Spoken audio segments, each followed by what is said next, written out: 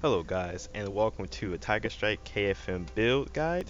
This is also known as a fire build, but the reason I don't call it just the fire build is because we do use a lot of wind skills in this build. So let's go ahead and get right into it. First off is your second wind. You want to put 1 point into this just in case you fuck up, get hit, and you gotta get out of that bad situation. Next off is your fighting spirit.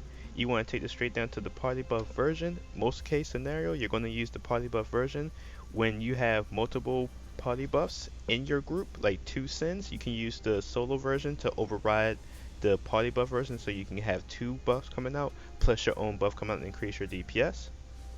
And you want to use the grapple occasionally when you have to heal in dungeons like mass, and you want to grab it and heal your whole party when there's no SF or summoner present. Next thing, Flying Slam. You're not going to need to put points into this anymore because R&B is just way too good and you don't need threat in any other skills anymore. So we're not going to put threat in anything else besides this R&B over here. Moving on to your Smite.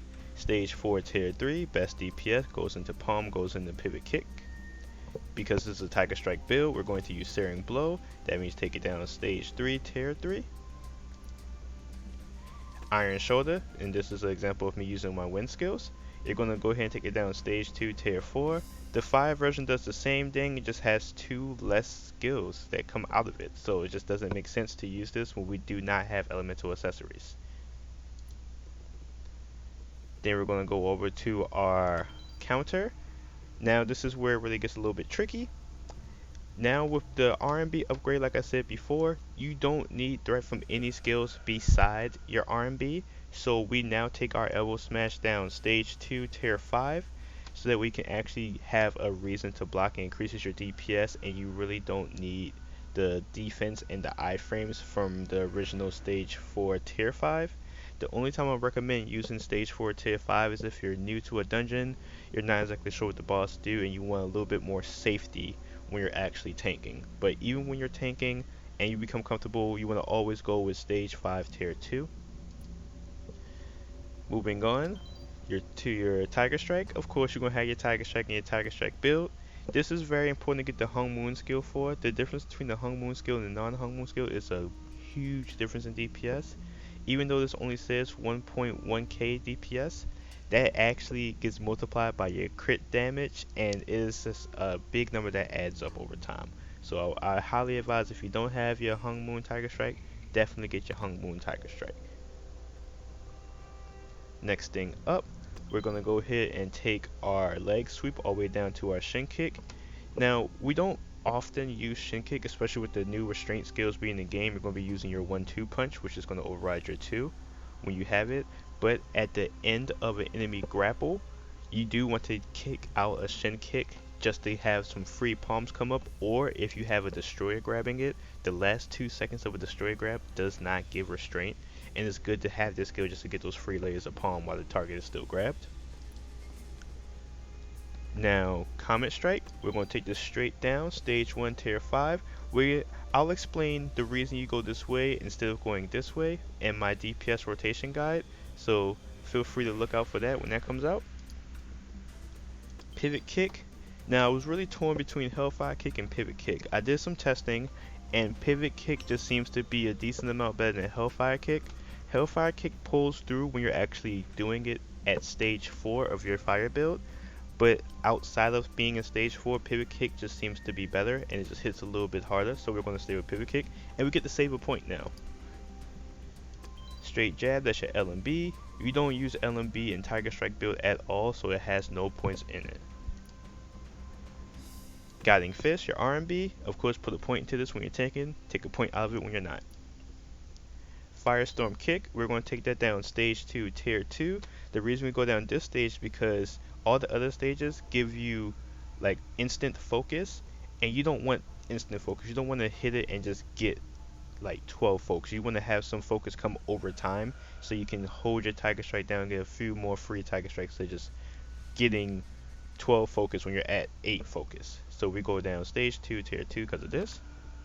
Avenging Fist, got a good little upgrade. You take this down to stage 4 tier 3. This move is so amazing now. Every time you do it, it's guaranteed palm. It takes the CD off of palm. It lets you go ahead and do you a Searing blow. It's just so lovely. It's an approach skill. I'll show you that when the fire rotation comes out. Q and E, these are the same skills according to the skill page. So you put 3 points into one of them and it counts for both of them. So go ahead and put 3 points all into that. Your backstep, this is very situational, but 9 times out of 10 you don't want any points in this because you want the lowest CD and you want it to still give you agility stacks. Rising Dragon, this is a iframe. When you need it to stun, you can feel free to take it down stage 2 tier 4, but majority of the time you're going to be in stage 1 tier 4. Be careful when using this skill because it does have knockback on it.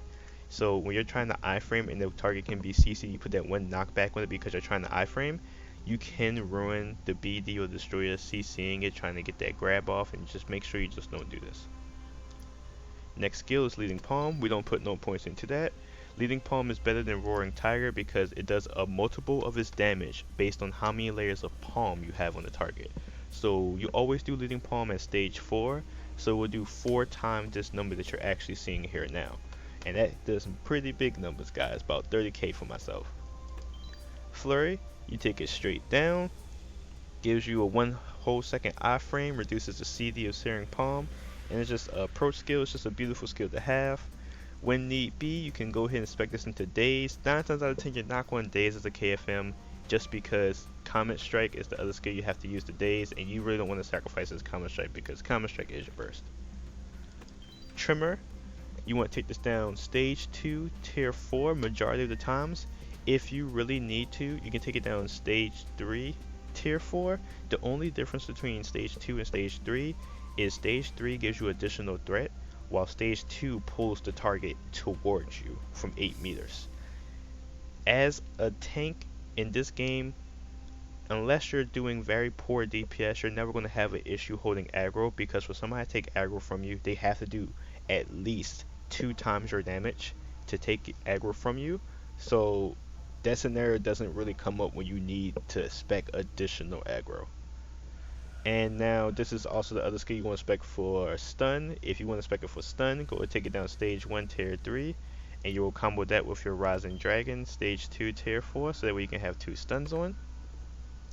And for the final skill, we're going to go ahead and have our Searing Palm stage 2 tier 3.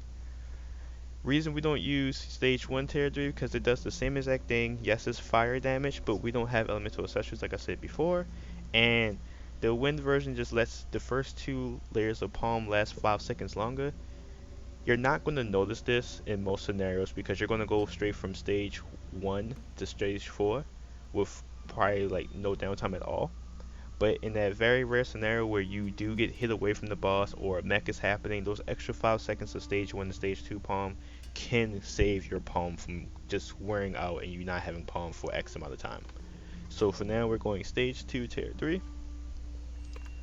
And that is the whole build right there, guys. I have an extra 2 points up here, so that way anytime you have to spec for certain scenarios, like you have to spec that days tab for that new Citadel, or you have to spec something else, you have those 2 points to play around with.